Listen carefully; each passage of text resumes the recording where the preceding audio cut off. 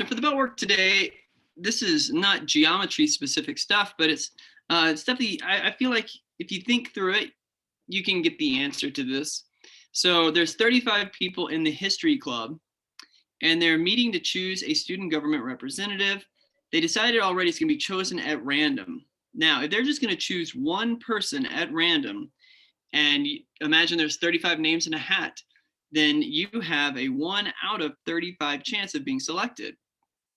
All right, but there's a little bit more information here.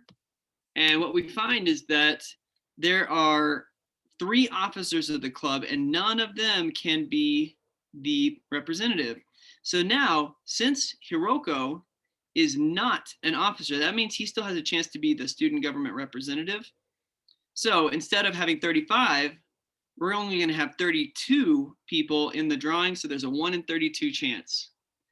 All right, now we could draw some diagrams to help illustrate that a little better, but I think just kind of that description is hopefully good enough for everyone to kind of understand the reasoning behind that problem. All right. So today we're going to be looking at quadrilaterals, and this is going to include learning about different types of quadrilaterals and some of the properties. Now, there are a lot of properties of quadrilaterals. If this is a normal school year and we had the full school year to teach, then we would go over a lot of different properties of quadrilaterals. I'll say this at the beginning, I'll probably repeat myself. We're going to learn some of the properties today, but honestly, knowing these properties is not that big of a deal. It's not going to be something you have to have memorized. If there is a question about it, there you can refer back to any notes. And this spreadsheet, this PowerPoint right here, I might have a reference available later. So anyways, the properties, I kind of want you to just understand the properties today. We will really develop these properties a little more whenever we get into the next few days, where we're going to be looking at this in terms of different types of formulas that we need to know. And really, so the purpose of this quadrilaterals is really to learn some other formulas that are useful. So having said that, we will jump into it. Okay, quadrilaterals. So this first slide is just going to be very, very basic. What are quadrilaterals? They are 4-sided polygons. And there are an infinite amount of quadrilaterals that someone could draw. And so I'll just draw a few right here. I got a quadrilateral that looks like this. I've got a quadrilateral that looks like this. And I've got a quadrilateral that looks like this.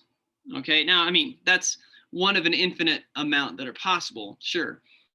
We're only interested in a few different types.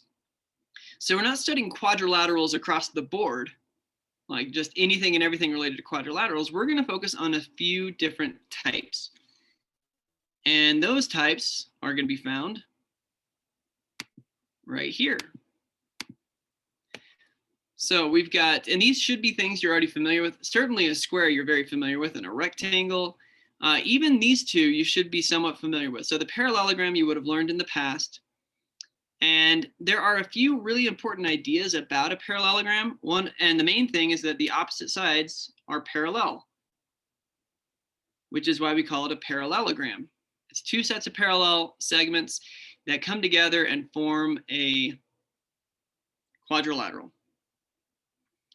All right, the rhombus, and we're going to come back to this, but this is, the big thing with this is that all 4 sides are congruent. Now the angles are not 90 degrees. That's a pretty big angle, and that's a much smaller angle. But the sides are all, you can see right here, those hash marks means that the sides are congruent. All 4 of them are the same length. And for a lot of this, the actual side length doesn't matter as far as today goes. But what is important is that whatever that length is, these are all the same. All right, now with a rectangle, the 2 opposite sides are congruent, but these 2 sides are congruent differently. But these 2 right here are not congruent. Pretty straightforward. I'm really not throwing out anything earth-shattering. So there are a lot of quadrilateral properties, like I said, but we're going to focus on just a few of them. All right, and this right here has a summary. The ones that are bolded are the ones that we're going to come back to these in the next few days. So some of these properties seem a little bit weird. Some of them are very essential and so aren't that big of a deal to understand. But what I wanted to do is I'm going to go over to a demonstration for this, and we're going to look at some of the properties of the parallelogram. Okay. So with this demonstration, I could pull up anything. So I could look at the side lengths, angle measures, and things like that. What I want to focus on, I could look at lots of different things, but I want to look at this, the segments that are formed by diagonal intersections. And so that what that is meaning is that this segment that goes from A to E is a diagonal. B to D is the other diagonal cutting across. These diagonals intersect right here in the middle. And we call that, well, we don't have a name for it that matters. I was going to say we could call that, a new point if we want. We could call it point F. But what I want you to focus on are these numbers on the same diagonal. Notice that A to the middle and then E to the middle are both 2.52. B and D to the middle are both 4.43. I'm going to grab E and move it around a little bit and just pay attention to those numbers, those pairs of numbers, and see what happens.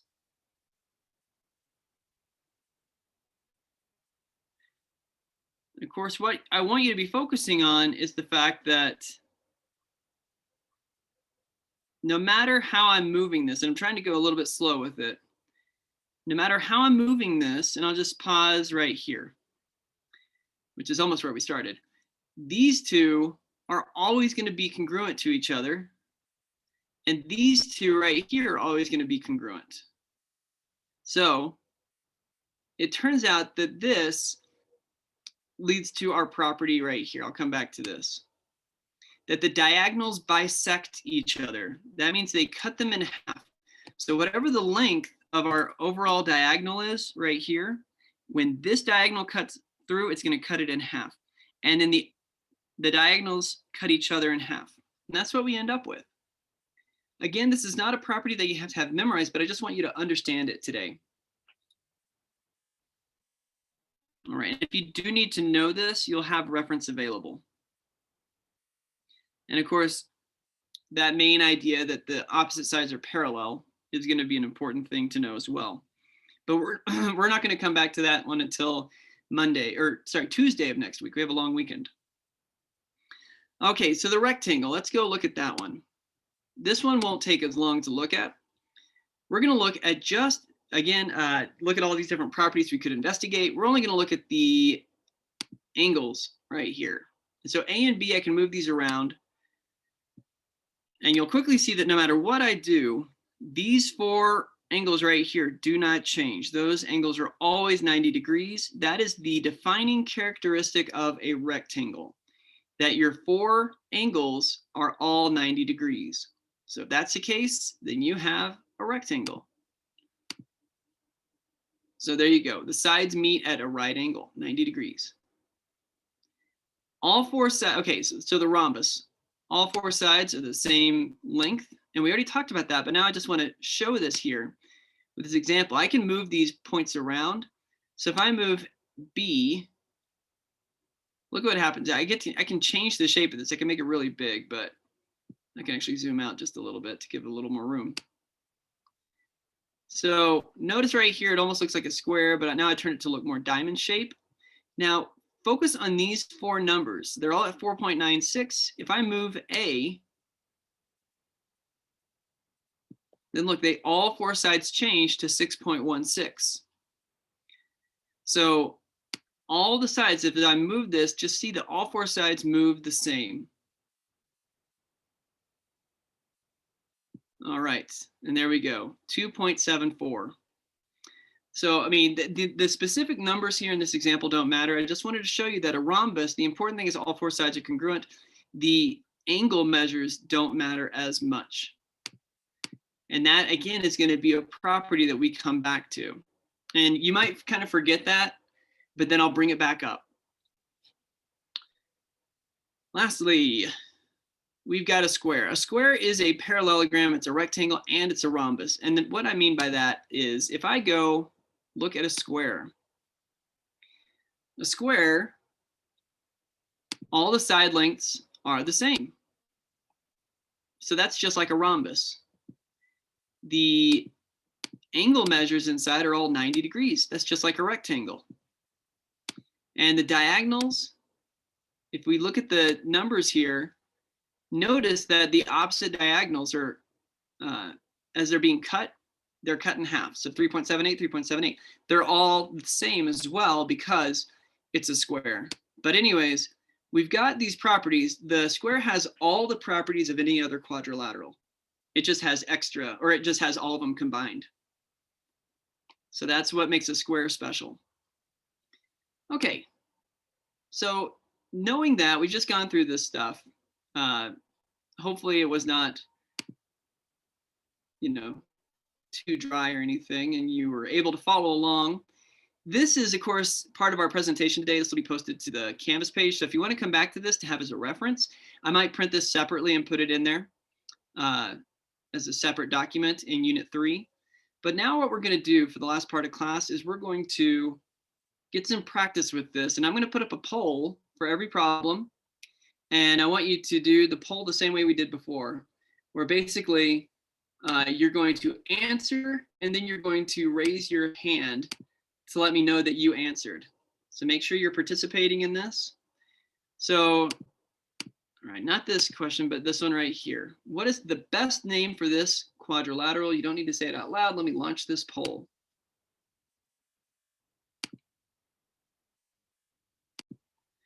So most people did think this is a square, and this is good. This is shown at a diagonal. So the tricky one is some people thinking this is a rhombus or something else.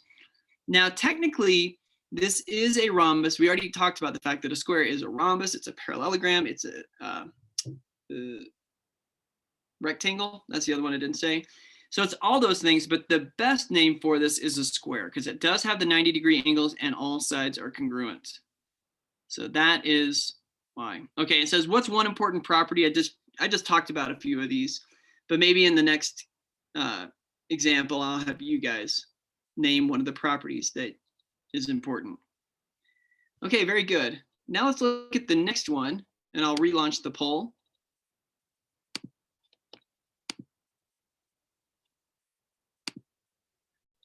Okay, so on this, definitely the majority on this, people thought this was a rectangle. I will tell you it is not a rectangle. I'm not going to go into the reasons why. I want to see if you guys can do that. It's not a rectangle. It is indeed a parallelogram. And can anyone who said parallelogram, can you explain why you thought it was a parallelogram? Because the vertical lines are kind of slanted, kind of at an angle. Okay. No, that's a good explanation. So that kind of shows it. I did do this almost a little bit tricky to make it look like it could almost be a rectangle, but remember it has to be 90-degree perpendicular to be a rectangle, and we don't have that in this situation. This is going to be slightly less than 90 degrees right here, and this is going to be slightly more than 90 degrees. Oops. Sorry, screen went wacky on me.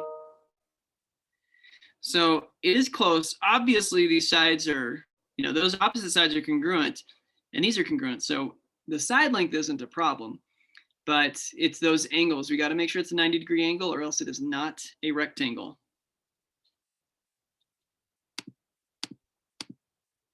All right, next one. We don't have too many of these.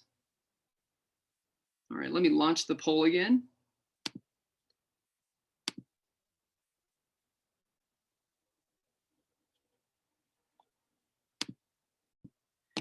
All right, we had a split between 3 different possible shapes. And the answer here is that this is none of the 4 that we talked about today. The answer here would be other. And maybe I'll just talk about this one. So what we're looking for it to be a parallelogram is that we got to see the 2 opposite sides are parallel to each other. And this, we can see that this is not true. Those 2 sides are not parallel. These are going to eventually come together. I'll exaggerate it. These will eventually come together and intersect. So they're not parallel. This has a name. Does anyone know the name of this shape?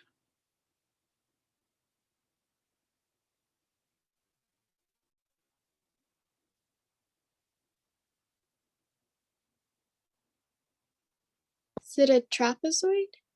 There it is, trapezoid. We are not actually going to be studying trapezoids. Again, if we had a regular school year, we would be doing more in-depth stuff with quadrilaterals, but I'm just going to hit the highlights of it. So we're not going to focus on trapezoids. And anyways, there we go. This one right here, let me launch the poll. If everyone answers, you don't need to raise your hand, but go ahead, raise your hand to begin with. And I'll let you know if we get to the point where everyone's answered. So the most popular answer was a rhombus, and that's really good in this case. That was indeed the answer. So one of those people who answered rhombus, or someone who's looking at it now and sees why it's a rhombus, tell me what it is you noticed that told you it was a rhombus.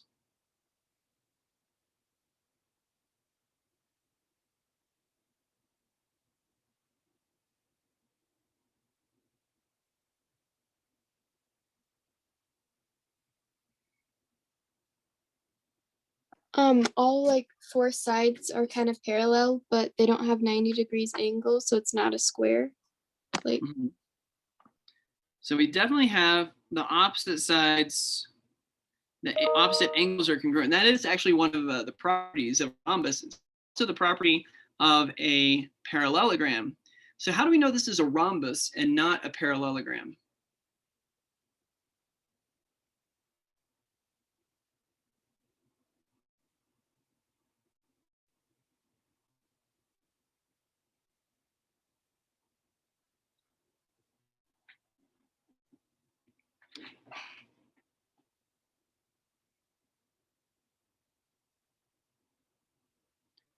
I'm going to draw something similar to this. That's a parallelogram. What's the difference between this parallelogram right here and this rhombus right here? on the rhombus, all four sides are equal. There you go. That's the main thing. These are all four equal. In a parallelogram, those two are equal, and the opposite sides are congruent, but not all four sides. So there you go. That's the main idea with that one. Very good. All right. I think this might be our last one. Maybe I'm wrong. Here's your poll.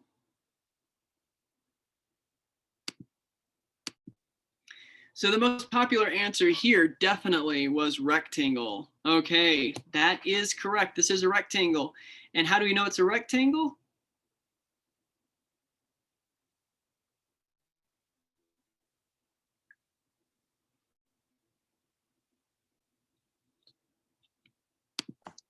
They're all 90 degrees and two sides are longer than the others. There you go. 90 degrees all around, which is the defining characteristic of a rectangle. And just like this, we know it's not a square because all four sides are not congruent. Two sides will be congruent to each other. If all four sides were congruent, then it would be a square.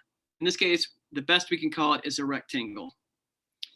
Okay, so the main idea today was just to learn some of the properties. We're going to circle around back to those, bring those properties up again. Oh, I had one more. Let's go ahead and do this just for one more little practice.